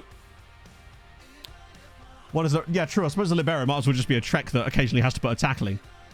Very, very, very occasionally. So we do lead. It's still not champagne football, but we've got a lot of crosses completed. It's actually quite high. Possession's good. Creativity's minimal. Sogos has looked decent, but it might just be because he's taking call. There's actually someone coming short for once. Right, here we go. Breakdown of... Oh, use him. Use the width. Go on, Edvaldo. Have another one. Way! Blaz with the goal. It's a weird goal, but it is his 39th of the season. Hopefully he can at least get into like the mid-40s in goals. That would be pleasing for me from Blaz. Particularly the way he started the year. I'm actually surprised that he's done as poorly as he has. But those 2 games against Inter are genuinely the worst performances I've seen for a while. Yeah, Edvaldo's looked decent. Although admittedly he did score the goal and that was a set piece. So it's hard to know how well he's looked. But both him and Karp look decent in this system. Teixeira has looked okay. Sogos has been decent. There's a little bit of quality there, I'd say. Oh, yeah, Velasquez is getting pushed right up in there, isn't he? Oh, Carpenu throwing bodies at it. I think maybe you're right. Maybe at half-time we'll switch it back to a halfback so he's staying a little bit deeper. So we don't just get counted on every single time. Because, yeah, he's pushing right into that space there and it's causing problems. Oh, Raposo getting deep. Yeah, second half halfback. Because the problem is Velasquez is getting pulled much further forward than he... Look, there he is! I mean, admittedly, you will get that occasionally from him, and it is 3-0, though. So, you know, P. Diggory, thank you for the follow. Great name. I mean, we're creating chances a little bit more now, but it is coming at a cost because he is bombing forward. Like, he's like, no, you can't change me. Look at me, I'm an absolute machine. Good finish, to be fair. It's certainly creating a decent number of chances for us. And everybody's kind of playing quite well, especially Sogos. Inverting himself. Teixeira's struggled to get into the game as much just yet, but I am just enjoying having 2 strikers as well. It's giving them someone to play off. So Durin's not always doing it by himself. Here we go again. Just making himself available. Diggory Donaldson in the house. That's a deep cut. Yeah, Zalagasek aren't the best side, admittedly. Right, here we go again. There we go. Ball across. Durin's through again. Blaz is in. Good save. Okay, that's into Blaz coming back out again, but the chance was there.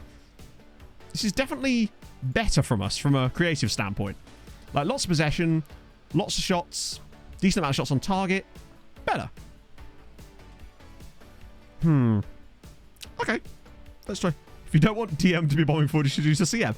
I think a CM would bomb forward more than a DM. Let's try halfback. Just have him sit. Because remember, the defense as well is going to be quite wide. Because of the way we set it up. Right. Okay. Let's yell at them. They look decent. Only really Teixeira's looked a little bit sus. AM back to CM. No, but then we wouldn't have an AM. There's no fun there. If I did that, we'd have one less attacking player. I'm not mad, man. Watch us now suddenly concede loads of goals now that Velasquez is deeper. There we go. Now he can yeet the ball around a little bit more. Oh, there's so much space. Raposo finds Carpenu. Carpenu's in. That's a great finish on the counter-attack. Wait, what?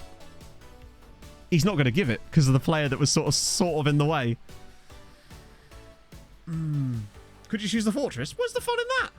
Why would we use the fortress when we're building a new tactic? Ow. I've got to move this cup. So it wasn't given. Ah, yes. Are you joking?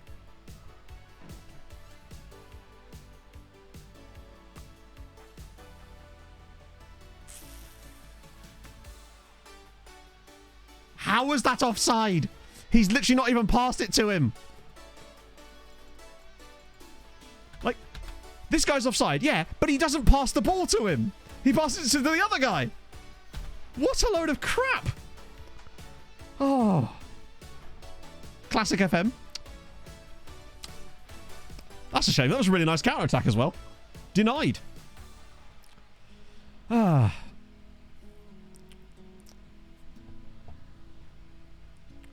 F1's made changes. I mean, I don't know what that is. That's just ridiculous. Yeah, I mean, imagine losing a final or something because of a goal like that. To be fair, we did have a goal disallowed for something like that in the Champions League once against Manchester City. Luckily, we won the game anyway, because I would have been furious otherwise. But at the time, it was 0-0. I do love how we seemingly have actually genuinely got slightly worse in the second half since the Velasquez dropping back. Ooh-hoo-hoo. Hot damn. That's true. The goalie's mum, lovely lass. What can I say? Well, that's exactly what I was referring to, Mason. Yeah, it was the Dala one. Oh, Edvaldo again. Finds Sogos. Oh, just over.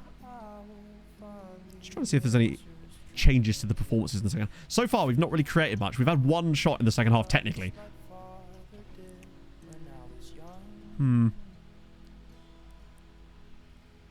Upside down Christmas tree. Well, no. I haven't, because I don't know what that means. Oh, here we go. Blas is in again. Van Dam, back to Blas. That'll be offside again. I still missed it. I've tried to reach that. I don't know, but you have mentioned it like 7 times. So, no, I haven't. Probably not going to plan to at this exact point, but, you know, like, you don't need to say the same thing over and over again is all I'm saying. Like, I did see it, but, you know, I'm not going to try. I can't try every tactic that chat suggests because there's only a limited number of games, right? Well, I'm all over the suggestions, but, you know what I mean? Like, let's not get silly about this. Let's not get silly about this. We've actually got worse in the second half. Genuinely, we've got worse ever since we moved him back. That's funny. Right. Fuck it, let's try Regista, shall we? Let's play him as a Regista. Which surely is going to be much more aggressive than where he's already playing. What we should have is one with only defense roles. Because knowing FM, it'll actually work really well. Let's try the classic 1-2-7. I see. I see you're a man of culture. Oh, Romero. Yeah, why not? Well, we really are a bit lacking in those players, aren't we? Oh, we've got to try something. They always say every year, oh, you can play a low block this year. I'm just like, can you though? Exactly, Norden, yeah. How have we conceded twice in the second half? Lads, can you wake up a little bit? I'm sure you probably can, but like, I don't really want to. Like, with FM, I prefer to play like nice football. Regista's doing a great job here, actually. To be fair, it's not like it's his fault. I love that we actually have managed to concede 2 goals here. Similar to a DLP. Well, if it's similar, why wouldn't we just play a DLP? Like, what is the advantage of it? I don't think this is quite what we want. This will probably go in now, though. Oh, over the bar.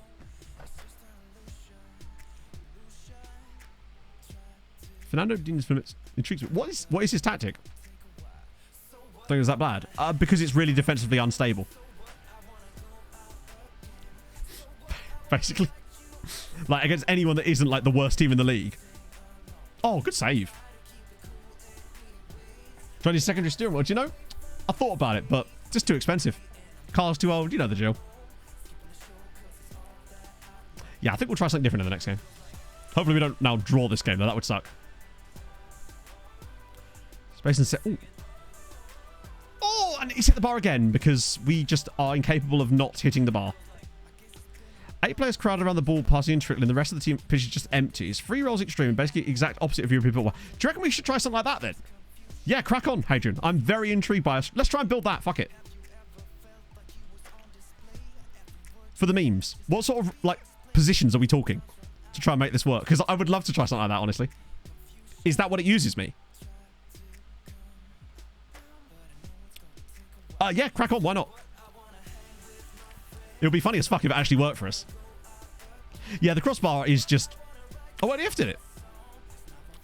Oh, how have we not done this? Oh, no, how are we missing these?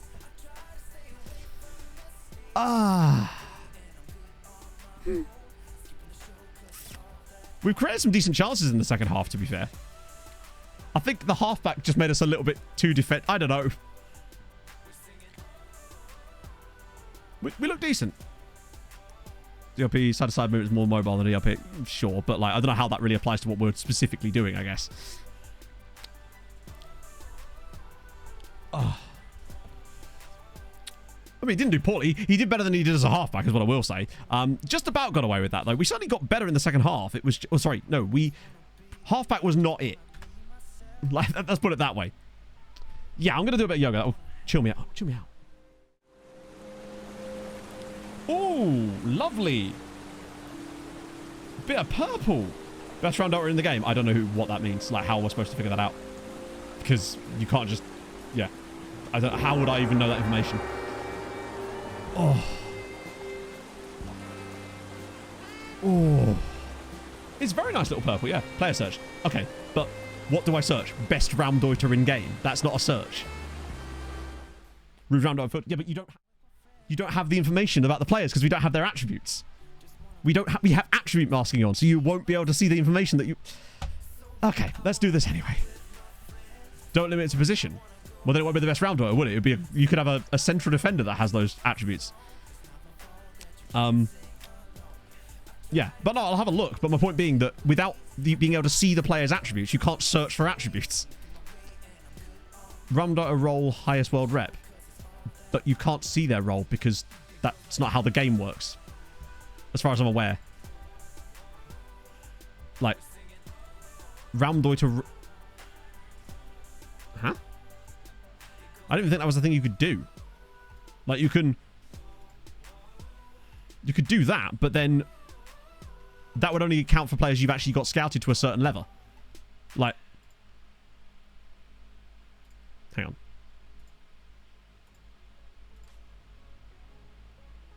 So according to this, hang on, let me find it. Where is it? Where's it gone? There it is. So apparently there's 3 Raumdeuters in the game. This is what I mean about, like, you can't really search for it. About 3 whole Raumdeuters in the entire game. I think basically what that means is that... Why is those 3 players showing up when I don't even have them scouted? That doesn't make any sense now. I figured it was going to be guys that we'd have scouted to the point where we know, like, their role positions. But we don't. And yet it's still decided that these guys are... What? And that's just because it knows the tactics of the club they're playing for, and therefore they are being... No? Okay. Filtered? What do you mean? That is filtered. Huh. I think the game's just a bit broken, unfortunately. So yeah, I mean, that's the best you can really do. I mean, the other thing you could do would be to, like, pick... wait. You could pick attributes for Raumdeuter, but the problem is, again, it's all a question of, like... So you could do that, but then you still won't find any players, and you have to sort of dick about with this until players come up, but then you don't know which things they're actually meeting or where they're good and where they're not. No, that's... That isn't actually on. That's why I cleared it. It will always say that. And also, Roman, is new gen. That's the entire database because we're 22 years into the save. So if it... Do you know what I mean? There's like 100,000 players and 99.999% of them are new gens, basically. Sorry, Bill. It's not you. It's one of those things where, because it's difficult from my position when we're doing stuff like tactics stuff, when people are just yelling out instructions at me, and it gets a bit backseaty even though I'm asking for it, to a point where it becomes a little bit like people demand I do X, Y, and Z and then get a bit shitty if I don't. And that to me is just not a fun environment to be in, right? I like building tactics with you guys when we're doing like collaborative stuff and trying little bits and bobs and stuff, but when it gets a bit like just like do what I want or else, it's just not very fun. And obviously this has nothing to do with that, but I don't think there's really a lot you can do with finding specific roles unless you know. If you have player attribute masking disabled, it'd be easy. Well, I say easy. It'd be easier, right? Real Drago looks good. Oh, he absolutely does look good. And that's why he's £200 million. He'd probably be an alright round daughter, actually. But then, I wouldn't even know what you'd want for a round daughter out of everything else. Right, let's have a little look. Continuing browser? Oh, it wants me to log in. Which is odd. Yeah, I can't. That won't open for me, unfortunately. It wants me to log into Discord in my Firefox browser, which I can't do. Strange. Usually Discord links work. Also, a good point, Disky, yeah. Like, obviously, you know that when we're doing stuff like this, I want that kind of interaction. What on earth? P. Thank you very much. Again, for the 5 gifted. That's mad. This time I can give you presents, finally. Yes, there is HP, and there's like, we checked it a couple of streams ago, and there was, I believe, 15 players left. Mediafire would probably work. Oh, hang on, I thought it was a screenshot. Oh, I'm way below that, Stewie. But no, seriously, thank you so much, Pete. That's really, really nice of you. Fair cakes as well with the Prime. It can just get a bit tough, you know, when you're just trying to have a bit of fun. Oh, made the tactic for me. Mediafire probably be better than, yeah, because then I can just whack it in the tactics folder and just import it straight away. This is kind of interesting, actually. That's what we should do, right? So you build a tactic, you put it, send it to me on Discord. I just dump it in and we just play it for a game. That'd be a good way to do tactics incubator. Break between game cycles. How do you mean? What, as in like, maybe. Like, Pog tried to get some time off work in September, but they rejected her holiday because, you know, obviously they did. Right, so that's that. Let's pop that in the folder. So, I think I'd like so, because, yeah, no, I can see why he would do that, to be fair. It's a fun idea. Right, where are we going? Tactics. Boom. Right, let's see. We'll get rid of this for now. I don't think it's going to do us much good right now. That one's. There we go. Oh, okay. So it's still kind of not too dissimilar, actually, to the kind of shape-wise, anyway, that we currently play. Wow, that's a lot of instructions. Okay, I'm very curious to see how this goes now, because we're playing Zhori next, and they're gopping. Fancy name roll. That's the best one. All the best tactics have fancy named rolls. I'm quite excited to try this now. Maybe that's what I should have done in the first place. Just queued up a few like random tactics from chat. Then again, people might have been silly. And we wouldn't want to get silly now, would we? I'm curious to see how this looks in the match engine. Yeah, I'll probably take like a week. Oh, I thought it was one of our main players again. No, so this is the thing, Johnny. No one has even booked any time off there either, which is just hilarious. They're just being belligerent for no reason. But they do. The managers at Pog's work do have a habit of denying holiday and then taking that holiday for themselves. They're very, very good at doing that. Which is why. That being said, she did get headhunted by someone for a job. So that she's probably... I hope she actually responded to that person. So that could be quite interesting. And it's not in retail either. So that'd be kind of good. Still local, more money. So yeah, hopefully she'll pursue that and see how that goes. That'd be kind of cool. Transfer spend you have? Like 130 million, but we're not spending it. Because we only have 130 million in the bank. Our transfer budget is actually higher than our bank balance at the moment. Was it Miles? Imagine that. Pog just rocks up at SI. It's like, hi, Mike. I'm your new boss. But I know, she should be... Yeah. Yeah, indeed. Unfortunately, at Pog's work, that's not how that works, Disky Rec. They have to apply for it. Then, the hilarious thing is, when they keep rejecting it, they then get shitty at them for not booking off their holiday time by the end of the year. It's absolute wankers, basically. But then, you know, shocker. Yeah, it's kind of good that it's against Jury, because they're going to be gash. So, Inter this is what I mean. Like, look, Inter are trash, and they managed to beat Atletico. Oh, look, and Chelsea are out as well. I'll tell you what, though, right? I'll tell you what. This is... Well, she works in retail. And the nation teams. I don't know what you mean by nation teams, but we have won 4 Champions Leagues, yes. But, oh, you meant like other Hungarian sides. No. No other Hungarian sides have won the Champions League other than us. However, we do have one that's doing quite well this year. Yeah. It only works on the 2nd of June. Sorry, no. The loan extension thing for 2 years only works on the 2nd of June. You can still extend them at any point from there onwards. But if you do it on the 2nd of June, then it guarantees a 2-year extension because it will say on it, basically, when it comes to the approval part, end of next season. And if you do it later that same day or the next day, it doesn't appear like that. I don't know why. It's just FM doing FM things. Right. Okay. Here we go. Speaking of teams doing well in Europe, it's Halalash versus Paris Saint-Germain. They're 2-1 up from the away leg. Oh, okay. Nicely done. 50k a week. Jesus Christ. Honestly, at that point, yeah. The problem is you don't want to start breaking your wage budget because if you've got like your highest paid player, say they're all on around the highest like 15 going down the way down, right? If you then put a player on 50 grand, the next time one of your half decent players wants a new contract, they'll want like 35. And very quickly, it can spiral out of control. I think the only reason we've been able to run the loan farm as efficiently as we have, bear in mind, our highest paid player is still only on like 130 grand a week. And we've won 4 Champions Leagues. We are the best club in Europe. Ignoring this season, obviously. We are the best team in Europe. And we still don't have anyone that's not even close to 150. So, what do you reckon FM's going to do here? Now, bear in mind, they don't have Zivkovic because he's going to be out for the rest of the season. So they're going to play a second choice striker. Now, they've probably got quality. But let's be honest, they're going to lose 2-0 probably. Hardly ever works. That is strange. I don't know what to suggest about that, but yeah. It sucks, man, Twitch follower. In that situation, when you're not too deep into it yet, you actually will be able to find young replacements that will be able to grow into the team. The problem comes when that happens later in a save, and you know that there's not an immediate replacement available.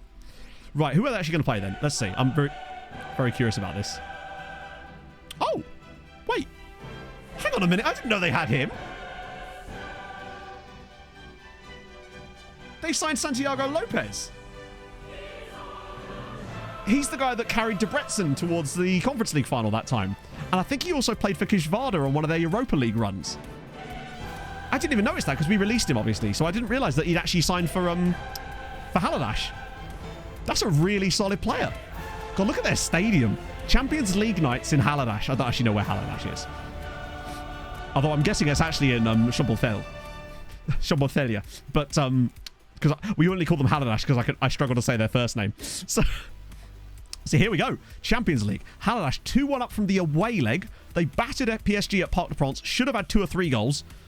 2 was honestly lucky for PSG. They were unlucky to concede a goal. And now here they are. And they play some beautiful football too. They play such great stuff. Oh my God, what a strike.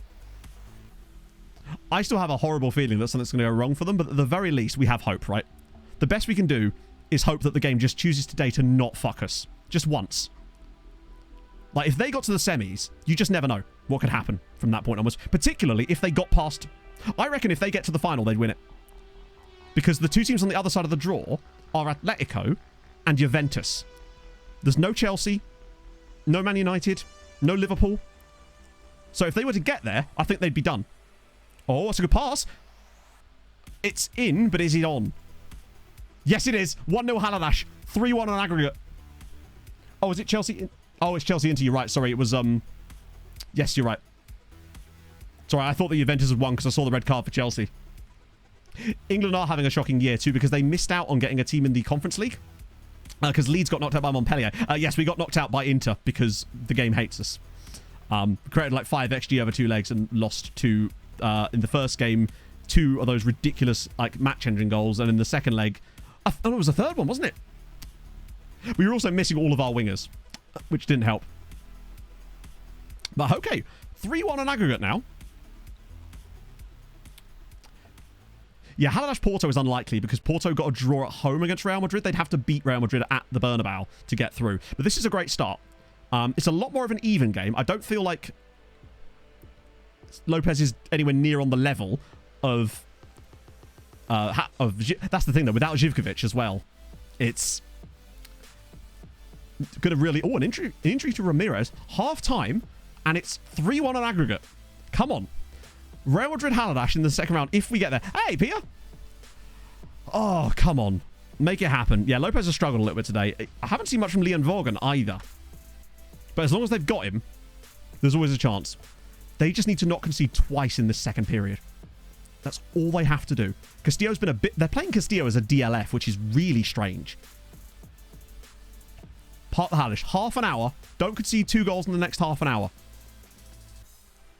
Yeah, Persegona is the guy they signed in this chat. They signed him in the summer. He looks like a really good option. Obviously, they've also not got Maxim in either. The guy they picked up from Chelsea for 17 million. Zivkovic tore an Achilles tendon in the game against PSG in the away. Oh, now Ayala's gone. This is ridiculous. Let me guess. 4 months out. Another one of their key players is gone. Oh, God. 4 minutes to go. Don't you dare. Please win on the night as well. Because, like... Oh, my Lord. No. Why are we heading the ball? Just... Oh, you know... Look at the way that... Right, okay. That's it. Calm. Oh, my God. There's so many players push forward for PSG. If Halash can get the ball past their press here, which they're not going to, there's actually a great opportunity for them, potentially. Oh, here we go. Go on, Reese. What on earth? How have they not won the ball there? Right. Please, lads. Just get the ball down. Oh, slip it in. Yes. Martina. Go on. Finish it. Yes! It's 4-1 on aggregate. Haladash 4. Paris Saint-Germain 1. Oh. Small goalkeeper. I tend to avoid goalkeepers that... Not the jumping reach is my issue. It's the aerial reach for me. Because the jumping reach is how high they can jump. Their aerial reach is how far they can put their hands and stuff like that. Haladash are going into the semis. They're going to the semis. Martina with the finish. They're going to the semi-finals of the Champions League. Only in one of these saves has that ever happened once before. When Dundalk got to the semi-finals of the Champions League once in the treaty save. But Haladash are on fire. And deservedly so. And they're going to have won both legs. And watch Ayala be out for 11 months or something. Get in. Oh. The worst thing is, by the way, chat, we were on the other side of the draw, meaning that right now, if we were just progressing at the normal rate we would expect to, we would be now preparing for 2 semi-finals where we could be setting up for a potentially all-Hungarian Champions League final, one which we would be able to throw to them. Oh, what could have been, eh? Ayala's died, sorry. I'm expecting at least 2 months. Genuinely. Oh. Wait, no, maybe he might not be one of our players anymore, actually. I think he's one guy that we used to have and then we sold to them. Or he's just a guy they've signed. They've signed a lot of players now. I'll check in a second. Right, scouting update. Segrist is his illegitimate child there. Right, let's just check their squad. We'll pick his son up anyway if we can, yeah. Right. George Ayala. 2 to 4 weeks. So he'd be back for the final should they actually manage to get there. Why would you throw the Champions League final? Why wouldn't I throw the Champions League final? If we were playing Haladash in the Champions League final, of course we'd throw it to them. The benefit of them winning the Champions League final is...